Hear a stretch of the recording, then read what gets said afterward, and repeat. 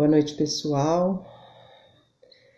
Mais uma vez é um grande prazer, uma grande alegria estar aqui. Mais um desafio, né? Sempre é um desafio, sempre a gente enfrenta aí um dia inteiro de dor de barriga e de preparação e de estudo, mas estamos aqui. É muito bom estar aqui. É muito bom ver todos os amigos entrarem, o carinho com que todos vocês entram. Juro, dá mesmo uma alegria, como se a gente estivesse lá no caminho da luz, abraçando cada um. A gente aprende, né? A maior característica da raça humana é a adaptação. E a gente, de repente, está se adaptando a essa forma de afeto, né? A gente tinha uma forma de afeto bem materializada, bem com o toque, o tato, o olhar. E hoje a gente está aqui e vendo, né? Vendo as pessoas que a gente gosta, os amigos. E eu nem vou me atrever a falar os nomes, porque eu posso não falar alguém e realmente eu não quero melindrar ninguém.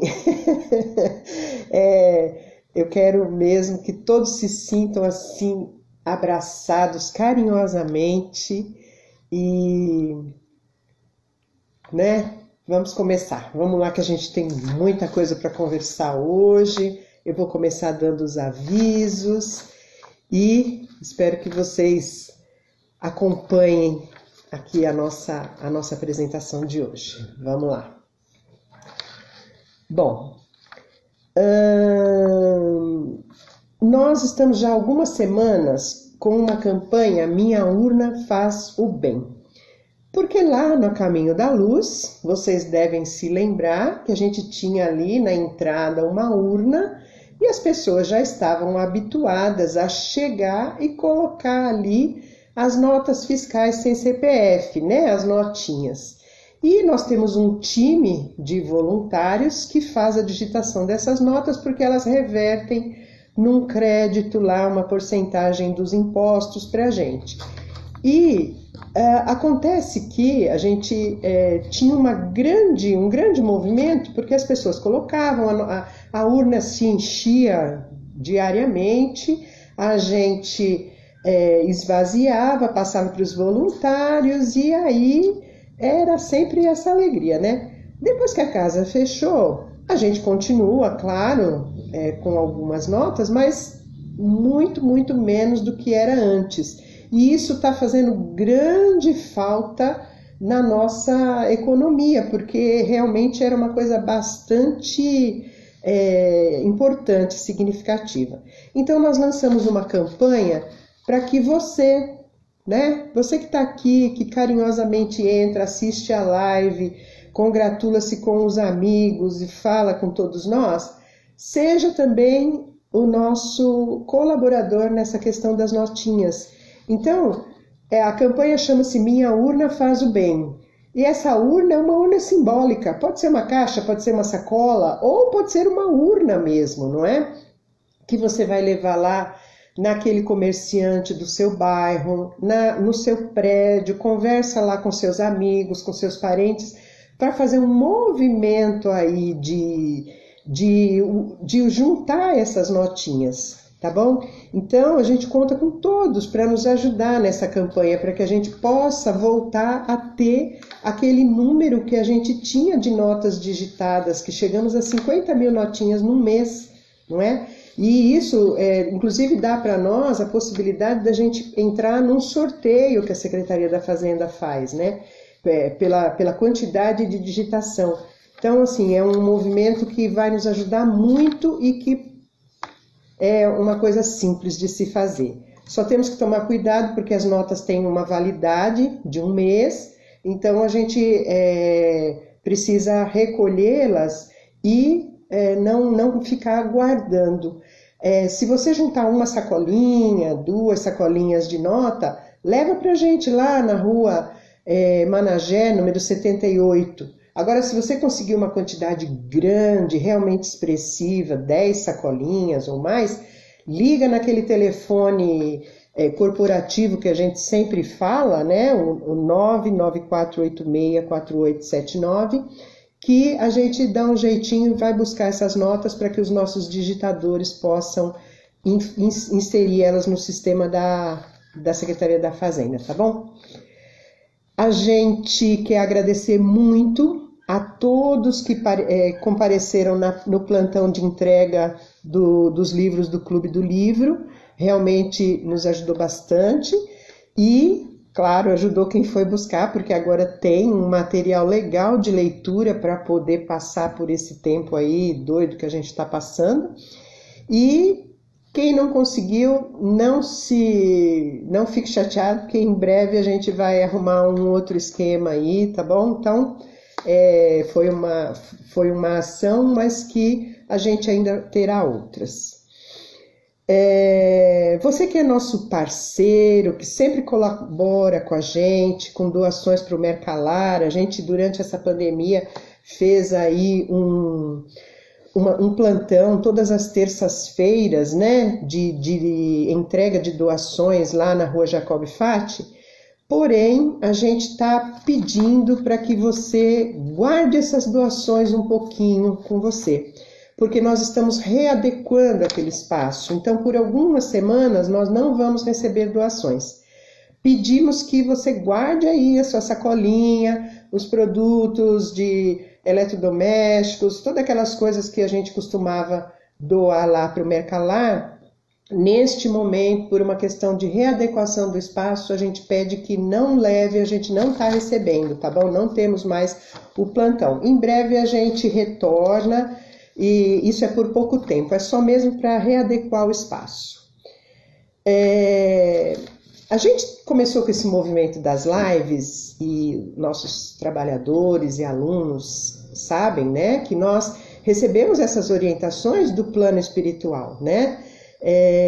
Recebemos do Luizinho algumas mensagens, da Dona Marlene algumas mensagens, nos orientando a fazer esse trabalho para a gente continuar fazendo a divulgação do Evangelho.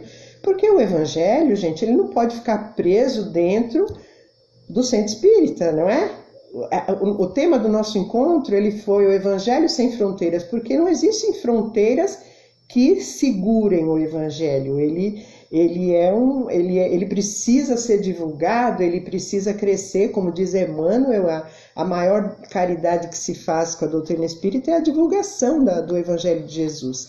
Então a gente pede que você divulgue as nossas lives, né? Muitas vezes as pessoas estão aí passando por momentos tão difíceis e uma mensagem ouvida aqui na nossa live pode elevar o coração, pode melhorar, né? Às vezes a gente falava assim, a gente tinha um amigo que tinha um problema e falava, vou te levar lá no centro espírita, você vai ver, você vai ouvir uma palestra, vai tomar um passe, vai melhorar.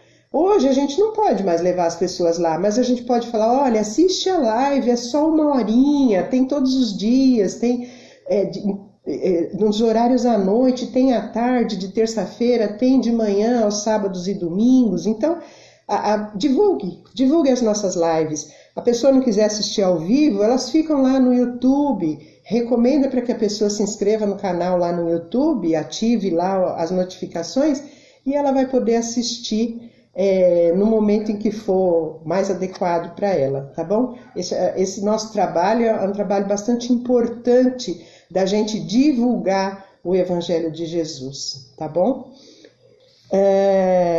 Agora, olha, tá vendo essa camiseta maravilhosa aqui, gente? Dia 4 de outubro, a nossa casa amada, querida, completa 45 anos da sua fundação. Estamos preparando, aguarde, acompanhe as nossas redes sociais, que nós vamos preparar aí uma comemoração à altura do amor que nós temos pela nossa casa. E, para finalizar, nas nossas redes sociais também estão disponíveis os dados bancários das nossas contas, porque as doações são sempre bem-vindas, né? Nossas unidades de SAICA de abrigos continuam funcionando E a manutenção da nossa obra social é bastante importante e com doações a gente consegue, né, manter o nosso trabalho.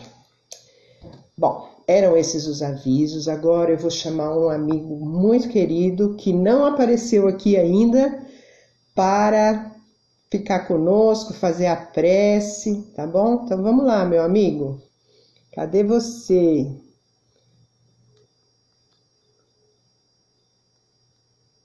Tá aqui, já achei ele. Convite. Ih, já tá vindo. Olha que bom. Hoje não deu perereco. Rodrigo! Boa noite. Olá, boa noite. Boa Boa noite, noite. Rosa. Boa noite, pessoal. Muito prazer estar aqui com vocês. Tudo Seja sem graça, bem-vindo. lógico. Coração, como é É que um tá? prazer muito grande. Saindo pela boca. Saindo pela boca, né? É, eu falo, Mas é gente, muito só para gostoso. saber. É muito gostoso estar aqui. É como você comentou, né, Rosa? É, É o nosso momento, né? O momento de estar junto, mentalizando a exatamente, nossa casa. exatamente. E cada vez que a gente coloca alguém, como por exemplo você que está começando hoje, parece que o nosso coração assim se alegra elevadamente porque a gente revê um amigo querido, não é? Não, com certeza. Aqui Então assim, também estou com muita saudade de todo mundo. eu vou colocar uma musiquinha e você depois faz a prece para nós, tá bom? Ó, a Tá musiquinha, bom. hein? Estou louca de falar musiquinha. Vamos lá.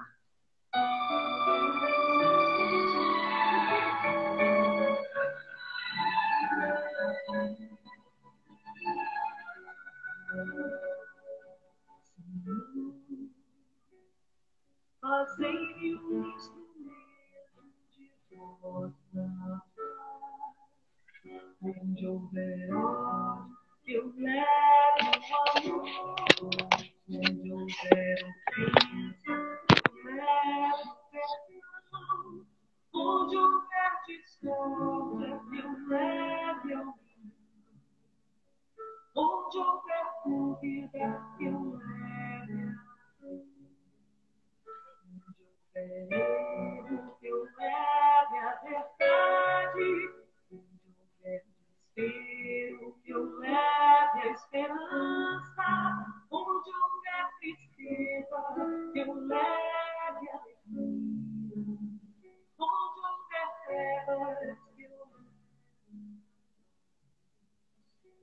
ó Mestre, fazei que eu procure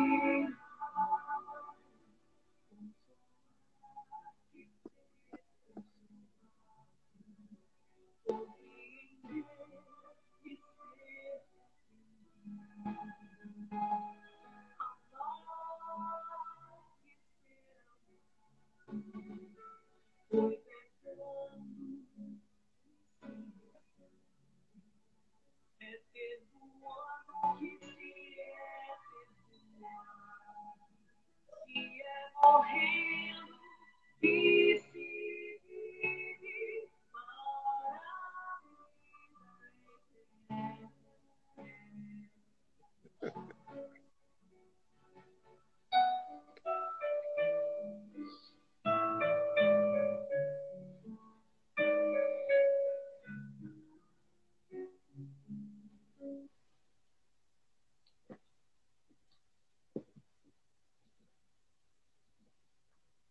Então vamos lá, Rodrigo, todo seu. Vamos sim. Vamos agradecer a Deus, nosso Pai, pelo dom da vida, pela oportunidade de comunhão com os espíritos de luz, com a Caminho da Luz, nossa casa espírita e com os nossos companheiros queridos. Pedimos que possamos assimilar e compreender o ensinamento que vamos receber e aplicá-los em todos os dias da nossa existência. Que façamos o Evangelho de Jesus presente em todos os atos do nosso dia a dia. Esteja conosco, Jesus, agora e sempre. Graças a Deus. Quer que eu desconecte e você volta depois? Eu acho que as crianças estão quietinhas, Rosa. Acho que Ah, dá para é? ficar. Então tá bom. Qualquer coisa você fala. É que Tá a bom. gente estava conversando, né, Rodrigo? Porque ele tem dois bebês, dois filhos, né? E criança, você sabe, daqui a pouco é que nem meu gato, daqui a pouco vai querer aparecer na tela. Bom, vamos lá. Nunca é fácil, gente. Vou contar para vocês que nunca é fácil. Vou falar hoje sobre o dom da mediunidade. São três palavrinhas, né? Mas que desafio. Então vamos lá. O que é um dom, né? Dom, ele é alguma coisa que é dada como uma graça, não é? Porque principalmente no meio religioso, essa palavra dom tem muita importância, porque ela é considerada uma graça de Deus, tá? Se a gente for ver nas traduções bíblicas, a gente vai ver que a palavra dom, ela é traduzida por dom e por carisma, tá? Porque nas traduções do grego e do hebraico, né, que são as que compõem lá o Velho Testamento e o Novo Testamento, essas duas palavras têm esse mesmo significado, de que uma graça dada por Deus. No significado comum, que está lá no dicionário, no corriqueiro, dom é alguma coisa inata, que a pessoa nasce com ela, né? Até tem uns exemplos lá que, por exemplo, Mozart tinha o dom da música, porque com 5 anos ele já tocava, sem ter nunca estudado e tudo mais. Então, esse seria um exemplo de dom. E aí, quando a gente fala assim, dom da mediunidade, pode vir a dar a impressão de que a mediunidade seja essa graça, né? Esse talento, essa coisa que nem a música de Mozart, que a gente recebe de Deus e que é, né, do maravilhoso e tudo mais. E realmente a mediunidade, pela história da humanidade, ela sempre fez parte desse maravilhoso. Ela sempre fez parte dessa coisa sobrenatural que, inclusive, feria as leis conhecidas, porque era além, né? Era sobrenatural. Porém, quando a gente chega na doutrina espírita, isso cai por terra. Cai por terra. Porque a gente começa a estudar e a perceber que é um dom, sim, porque é algo que nós recebemos como uma ferramenta de trabalho, mas não tem nada de sobrenatural e muito menos nada que faça o seu portador, vamos dizer assim, ser uma pessoa especial. Só para a gente contextualizar, a mediunidade é uma faculdade que está na história da humanidade assim expressa em todos os momentos, né? Em todos os povos existem rudimentos de mediunidades, existem expressões mediúnicas muito intensas, existem nos livros dos egípcios, né? nos hieróglifos, existem nos Vedas, mais antigos ainda, Sumérios, Babilônia, todos os povos que deixaram registro, aparece nos seus registros essa questão de algumas pessoas que tinham uma capacidade extrasensorial, né? Uma capacidade do maravilhoso, de uma comunicação com a divindade. Porém, existe assim, né? Aí a gente vai na Bíblia, que a Bíblia é a obra que, para o mundo ocidental, é uma coisa assim, que, vamos dizer, algo que seja plural, comum, que todos, pelo menos, já ouviram falar, se já não leram, né? E a Bíblia, como sendo a raiz das religiões ocidentais, ela é carregada de fenômenos mediúnicos. Velho Testamento e Novo Testamento, não é? Em todos os locais na Bíblia, você encontra fenômenos mediúnicos. E aí, a gente pode situar mediunidade até Jesus, mediunidade depois de Jesus. Até Jesus, o maravilhoso, o o sobrenatural, a criatura especial, a pitonisa, ou aquele que ficava lá nos oráculos, os sacerdotes e diversos nomes aí que são dados, anjos, né? Aqueles que viam, aqueles que falavam com os anjos, com os espíritos, com os demônios, né? Porque demônio não tem essa característica que nós acreditamos hoje. Demônio, no passado, a palavra demônio não tinha nada a ver com a característica que tem hoje, então era apenas um espírito. E, então, assim, é de todos os tempos a humanidade, até mesmo em pinturas rupestres, coisas muito antigas lá, vê-se a figura dos xamãs, né? Entre os indígenas, todos os aborígenes da Terra sempre tiveram seus xamãs, seus feiticeiros e tudo mais. Tanto que essa palavra, né, feiticeiro, mago, xamã, ela permeia todas as culturas terrenas. Por que eu falei que antes de Jesus, mediunidade, e depois de Jesus, mediunidade?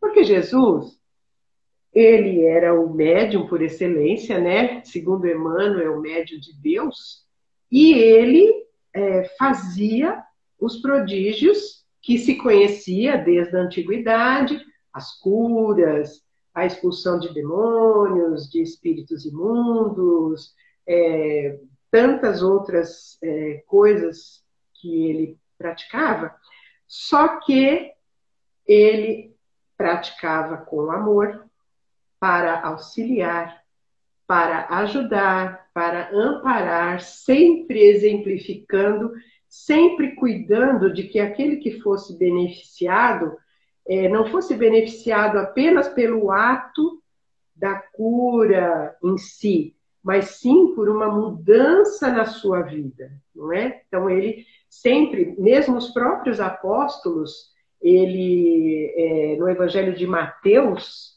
ele fala, né, que deixava para eles os dons pela imposição das mãos e que eles saíssem pelo mundo para curar leprosos, para espantar os espíritos imundos e tudo mais, mas sempre com amor, sempre para auxiliar, sempre para que não se achassem especiais por conta disso.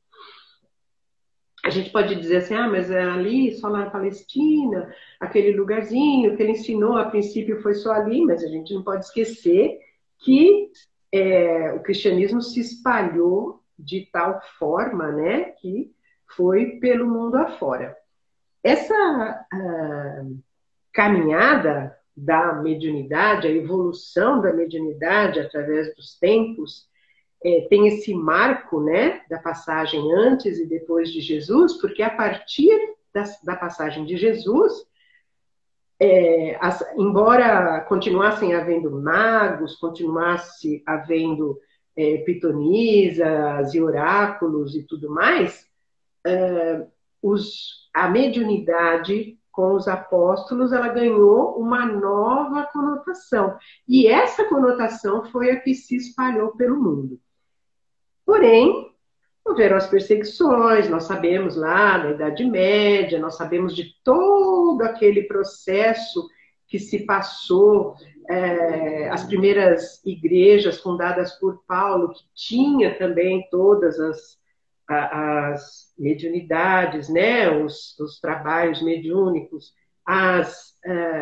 Pedro, se você ler lá no Atos dos Apóstolos, as curas que ele fazia, enfim, tudo isso foi ganhando corpo, porém, naquele período negro da história da humanidade, com a Idade Média e tudo mais, tudo isso foi meio que abafado, modificado, misturado, até por isso que Jesus disse que quando viesse o Consolador prometido, ele ia fazer lembrar de tudo que ele havia dito.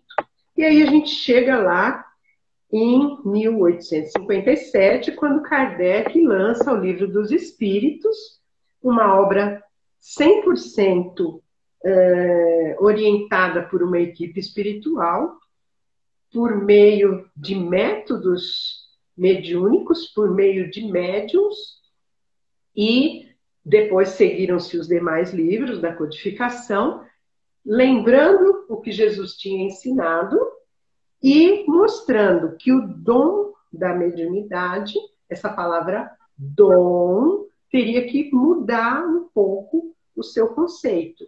Não seria mais uma coisa que tornasse o seu possuidor alguém especial. A respeito disso, eu vou ler um trechinho, eu confesso para vocês que eu sempre que eu leio esse trechinho desse livro aqui, eu fico triste. Mas espero que não faça para vocês a mesma coisa, né? É esse livro aqui, olha, é um livro antiguinho, chama-se Emmanuel. É um livro bastante antigo, é todo escrito por Emmanuel. E ele diz assim: quem são os médiuns na sua generalidade? Os médiuns, em sua generalidade, não são missionários na acepção comum do termo. São almas que fracassaram desastradamente, que contrariaram sobremaneira o curso das leis divinas e que resgatam, sob o peso de severos compromissos e ilimitadas responsabilidades, o passado obscuro e delituoso. Eu não vou nem continuar, porque por aí vai. Né? Então, ele continua no texto dizendo que a vida dos médiuns não é fácil, né? Que todos estão jungidos a provas difíceis. E eu quero perguntar aqui para vocês, meus amigos, companheiros, trabalhadores do Caminho da Luz, se tem alguém aqui que está, assim, vivendo um mar de rosas. E não estou nem falando da pandemia, né? Estou falando da nossa vida. Analise a sua vida como um todo. E veja se você é aquela pessoa que pode dizer, nossa, tudo tranquilinho, né? E Emmanuel diz que é isso mesmo, que a vida do médium é uma vida de tribulações, é uma vida de dificuldades, onde a mediunidade vem como uma ferramenta para que ele possa evoluir, né? Auxiliando os outros, doando-se de si mesmo, porque apesar das tribulações, a faculdade exige que ele se doe, não é? A faculdade mediúnica exige da gente muita doação. Então, apesar das tribulações, há nossa necessidade de encontrar um tempinho, um momento, algum momento na nossa vida para fazer uma doação. A doação mediúnica, ela é algo sublime, não é? E eu falei que é difícil mesmo falar de mediunidade, mas hoje a minha intenção era falar assim com o íntimo de cada um aqui. A mediunidade, ela é sentida por nós em milhares de graus, porque cada um de nós é diferente, não é? Cada um de nós é único, tem uma história única, uma trajetória única, e vivemos vidas que não nos lembramos, e estamos numa vida agora, que é um grande desafio para cada um de nós, porque temos as nossas particularidades, só nós sabemos, né? Cada um sabe a dor e a delícia de ser o que é, essa frase é fantástica do Caetano, e dentro de nós, a mediunidade, ela vem como uma força que nos impele. Muitos de nós não gostamos, desdenhamos essa força, não é? Nós, como orientadores, muitas vezes recebemos pessoas que chegam e nos dizem assim, não quero ser médium. Como eu faço para tirar essa mediunidade? Não quero esse compromisso. E a gente é obrigado a dizer que não tem devolução. Não tem devolução. Tem livre-arbítrio. Tem livre-arbítrio. O livre-arbítrio é nosso. Então nós vamos poder. Não quer, tudo bem. Não quer, não faz, não é? Porém, não tem devolução. E eu estou falando aqui das mediunidades mais ostensivas. Nós sabemos que, pela definição de Kardec, qualquer pessoa que sinta em qualquer grau a influência, a presença de espíritos é por esse fato médium. E muitas pessoas não acreditam que são médiums e têm mediunidade, têm intuição, têm percepções, mas colocam tudo isso no seu entendimento lá racional e não trabalham como mediunidade. Mas eu estou falando aqui dessa mediunidade de tarefa e muitas vezes de prova que nós temos. Como a gente lidar com isso? E aí, mais importante, como lidar com isso durante a pandemia? Porque a gente lutou com essa mediunidade por muito tempo na nossa vida. Cada um de nós chegou na casa espírita num determinado momento, trazendo uma história pregressa de situações em que essa mediunidade teve uma influência na sua vida. Às vezes a pessoa brigou, mas chegou no momento que não tinha mais o que fazer, e aí chega lá, existe um chamado, alguma coisa, podemos dizer assim, chega lá e aí faz tratamento, vai tomando os passes, vai passando no intercâmbio, vai se afinizando com a casa, ouvindo, costuma ler o Evangelho à noite. Então isso vai fazendo com que a pessoa fique mais familiarizada com toda a situação. Um belo dia ela é convidada a fazer a escola de médiuns, e aí na escola de médiuns um monte de conhecimento, né? Muito conhecimento que vem, e aquilo é convidado ao exercício, e aí é convidado ao equilíbrio, à disciplina, à educação mediúnica e ao exercício da mediunidade. E quando começamos o exercício da mediunidade, nós sentimos um equilíbrio na nossa vida. Sumiu os problemas? Não. Alguns até se agravam, tá? Porém, nós sofremos uma mudança. Sofremos uma mudança de pensamento, uma mudança de escolhas, uma mudança de ponto de vista das nossas situações. E aí, a gente está ali, né? Todo mundo bonitinho, você vai lá no centro uma vez por semana, 2 vezes por semana, exerce a sua mediunidade, vai cada vez mais burilando essas percepções, burilando essa capacidade mediúnica. Às vezes você começa com uma mediunidade, depois vão aflorando outras, enfim, é um caminho que a gente segue.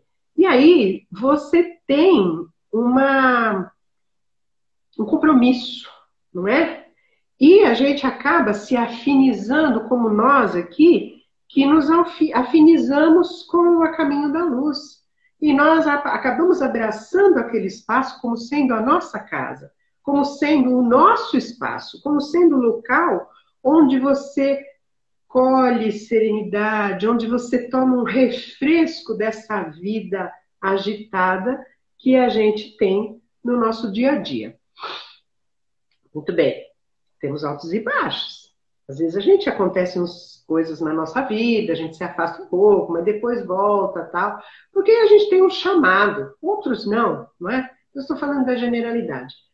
Aí, lá, no começo de março, a gente começa a ouvir falar que tem uma pandemia, né? Em fevereiro, na verdade.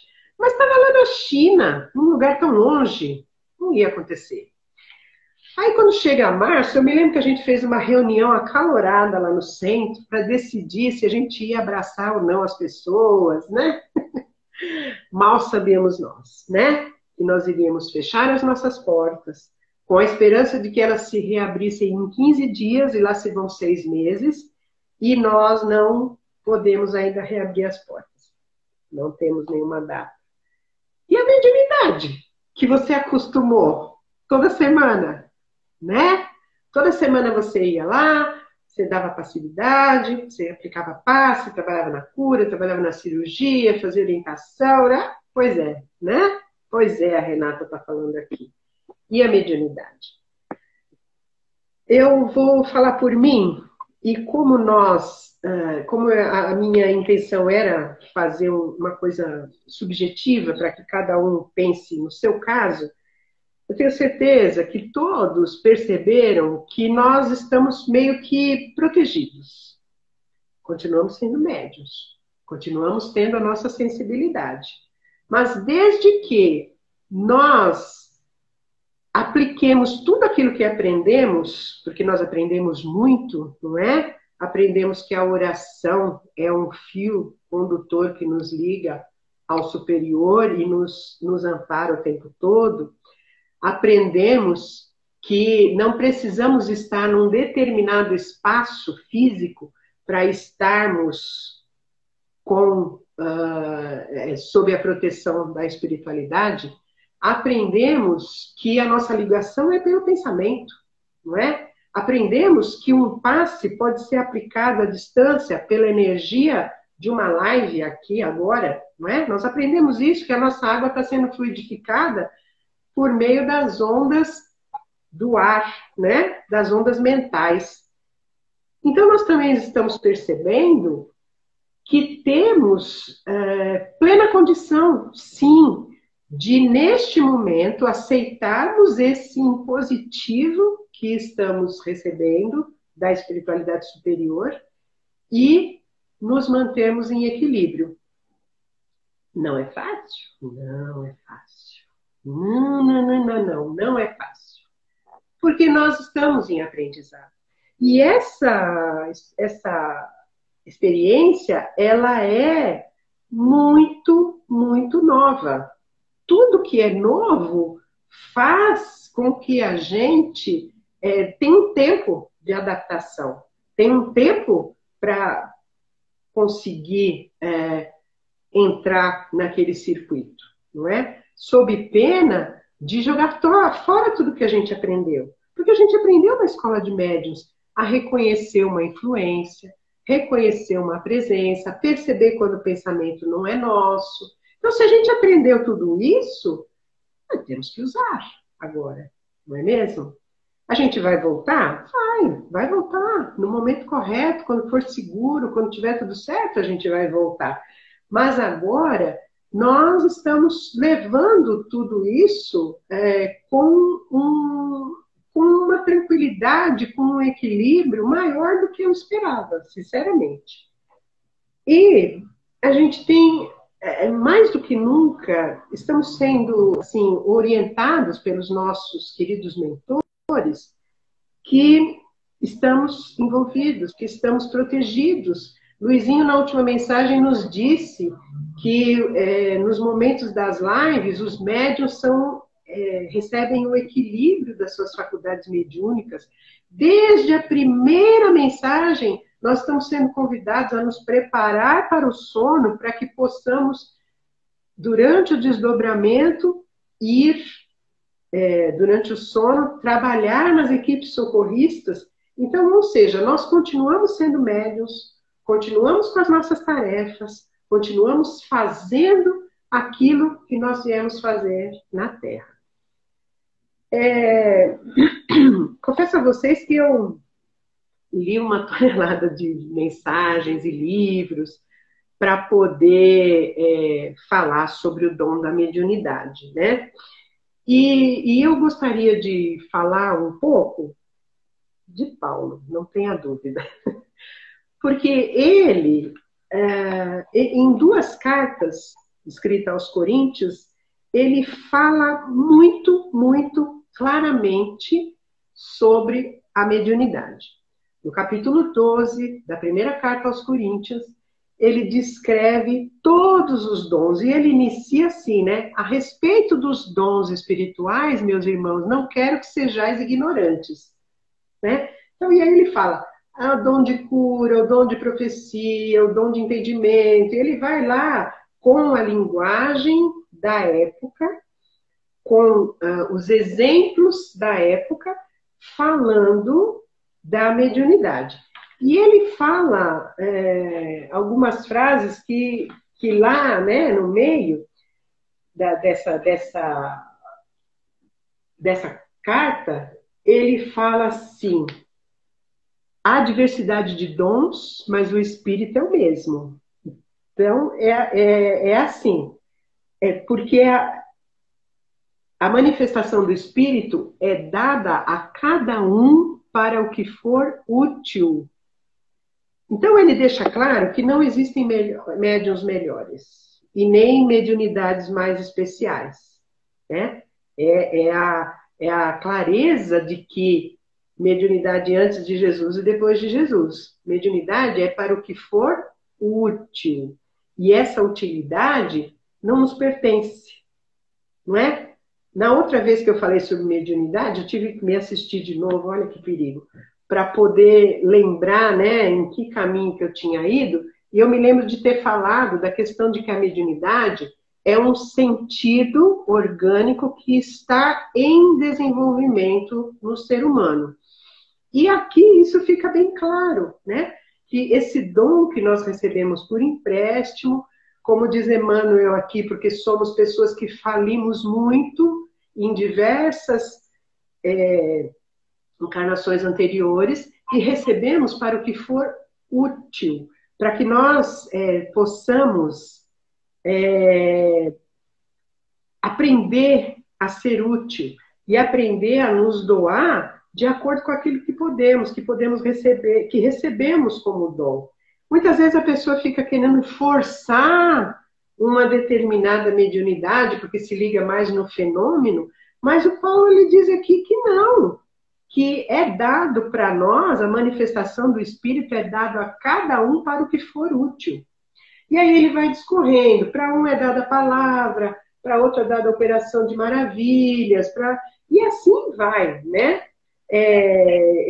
Eu recomendo a leitura desse capítulo, aliás, eu recomendo a leitura de todas as cartas, porque elas trazem, assim, ensinamentos valiosíssimos.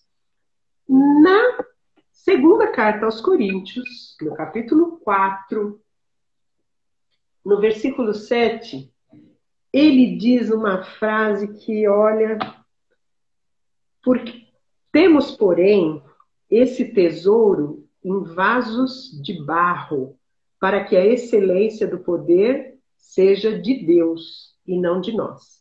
Então, ele está discorrendo sobre a mediunidade, sobre os dons, e aí ele fala que nós temos todo esse tesouro, que é a mediunidade, que são as faculdades, em vasos de barro.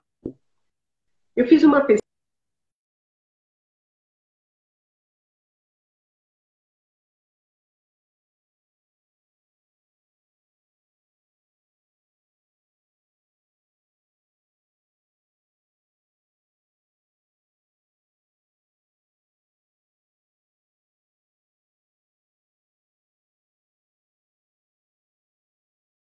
Passagens em Levítico, que fala, né, que compara Deus a um oleiro, que vai com muito carinho ali na sua roda, né, que já viu fazer cerâmica, aquela roda lá, né, coloca um pedaço de argila e vai moldando.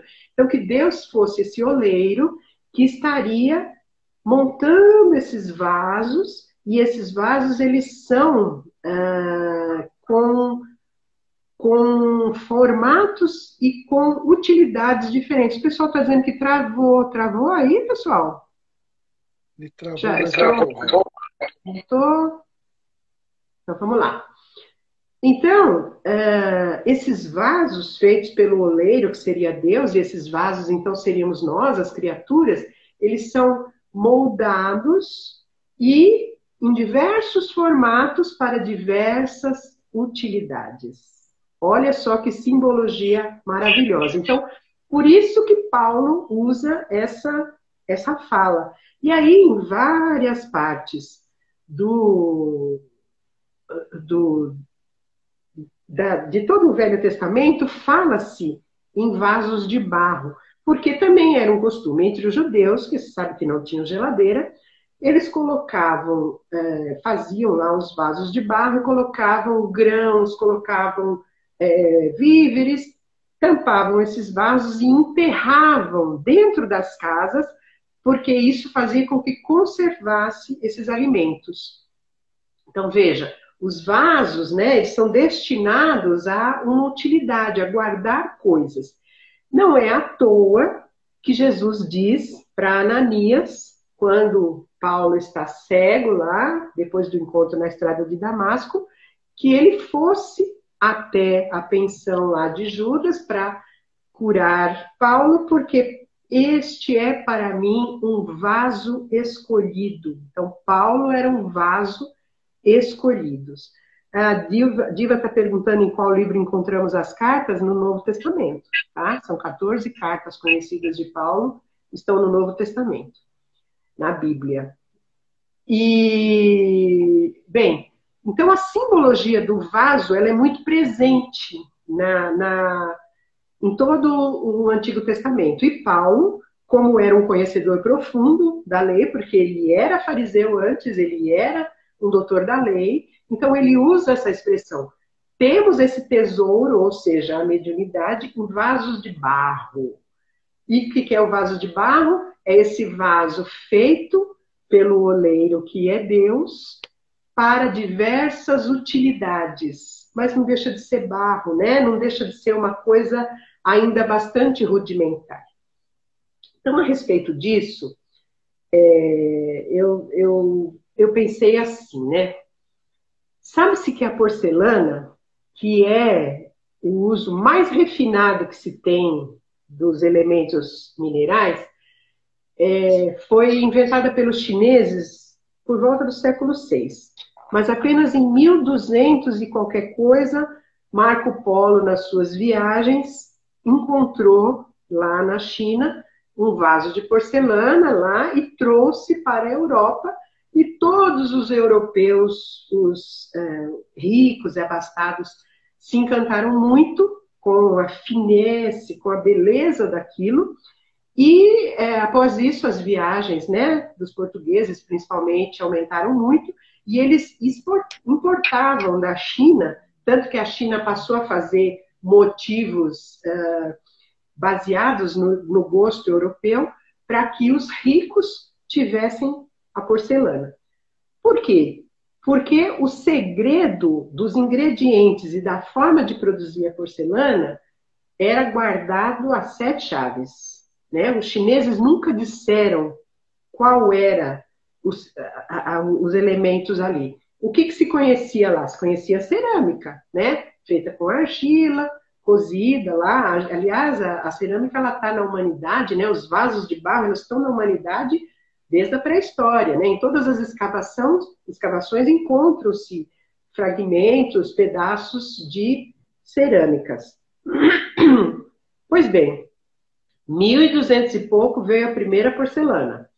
Aí se tornaram compradores. Os italianos começaram a tentar produzir. Os portugueses começaram, mas eles não sabiam a receita. Então inventaram a faiança, a louça, inventaram outros parecidos. Mas a porcelana chinesa mesmo, fina, delicada, não tinha jeito. Até que em 1700 e alguma coisa, 2 cientistas alemães conseguiram descobrir quais eram os ingredientes reais da porcelana, qual era a forma de cozer aquele material para poder recriar a porcelana. Então, veja, que processo, que dificuldade, que difícil, né? Do século VI até 1700 e pouco, para que hoje a gente conseguisse produzir a porcelana igual a que os chineses faziam. Eu fico pensando que se Paulo fala que nós temos esse tesouro em vasos de barro, e ele falava isso lá no século II, século I, quanto tempo vamos demorar para ser porcelana? Para sermos detentores de sermos vasos adequados a esse tesouro. Só resta a nós, né? Assim como a história levou quase 1000 anos para descobrir quais seriam os ingredientes, nós temos aqui, e eu vou ser obrigada a dar um spoiler, hein, gente? Ó, o Consolador, o livro que nós trabalhadores estamos estudando. Então eu vou lá no final vou dar um spoiler do livro. Ele tem, na questão 382, qual a verdadeira definição da mediunidade? A mediunidade é aquela luz que seria derramada sobre toda a carne e prometida pelo Divino Mestre aos tempos do Consolador, atualmente em curso na Terra. Olha quantas informações de Emmanuel, né? Então ele diz que hoje nós estamos vivendo os tempos do Consolador prometido e que ele lá, há muitos séculos atrás, ele diz: derramarei a luz sobre toda a carne, seus filhos profetizarão, seus velhos terão sonhos e tudo mais, aquela parte que a gente conhece. E aí, na pergunta 387, qual a maior necessidade do médium? A primeira necessidade do médium é evangelizar-se a si mesmo antes de se entregar às grandes tarefas doutrinárias. Acabou, não precisa falar mais nada, né? Como se tornar porcelana? Como deixar de ser esse vaso de barro que carrega um tesouro, um dom trazido por Deus, sem se evangelizar? E o que é se evangelizar? Nós estamos aqui assistindo lives, né? Eu brinco com as minhas amigas que eu nunca assisti tanto evangelho na minha vida, né? Tipo assim, estamos aí há 6 meses, né? E quando estávamos na casa, tínhamos as nossas tarefas, mas íamos lá 2, 3 vezes por semana. E geralmente, quando a gente trabalha, a gente consegue assistir uma palestra, né, por semana. Agora a gente assiste todo dia. Então é assim, é um curso intensivo de evangelização. Mas o curso tem 2 lados. Tem o que você recebe e o que você aproveita dele, né? Então assim, nós estamos recebendo muito, muito, muito. Porque cada companheiro que aqui vem e traz as palavras do Evangelho, segundo a orientação do Luizinho, está sendo envolvido pela espiritualidade, e alguma palavra, algum sentimento, algum ensinamento vai tocar cada um de nós, está recebendo a oportunidade do intensivão da evangelização. Precisamos. Como eu disse numa outra oportunidade, chegou o momento da gente parar de procurar Deus num lugar e lembrar que Ele está dentro de nós. E começar a viver esse Evangelho, e a sentir esse Evangelho, estar neste Evangelho. Então, a mediunidade, como esse tesouro, como esse dom, essa faculdade, que é para que a gente seja útil, ela está condicionada a se tornar um sentido que nós vamos ter como patrimônio da nossa alma desde que a gente se evangelize. E estamos sendo convidados agora a aproveitar essa oportunidade de evangelização. Aproveitar que estamos vendo tantos ensinamentos, estamos vendo que não precisamos do espaço físico, que podemos nos ligar pelo pensamento, que podemos sentir o afeto dos nossos companheiros através de uma imagem. Então, que Jesus está conosco, está nos evangelizando, nos ensinando dia a dia, a todos os momentos. Então, para encerrar, agradecendo muito a atenção e a presença de todos vocês aqui, eu quero dizer que vamos aproveitar esse momento de autoconhecimento, de olhar para si mesmo, de perceber que somos falhos, somos vasos de barro, como nos disse Emmanuel, viemos de encarnações falidas, mas hoje estamos sendo tratados assim com todo carinho, com todo amor, né? Porque Deus está nos dando uma oportunidade maravilhosa. Nós somos como aquela porcelana que vem carregada numa caixinha cheia de espalha assim, né? Com todo carinho, com todo cuidado, pelas mãos de Deus. Então, agradeço a vocês e chega. Né, Rodrigo? Agora é você. Tá bom?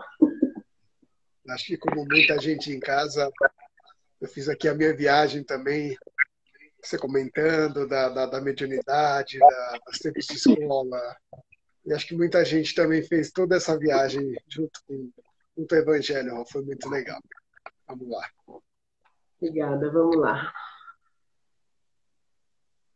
Convidamos a todos para cerrar os nossos olhos e percorrer mentalmente todo o espaço físico do lar, envolvendo-o numa luz intensa e radiante, que vai higienizando todo o ambiente, deixando-o claro, brilhante e levemente perfumado.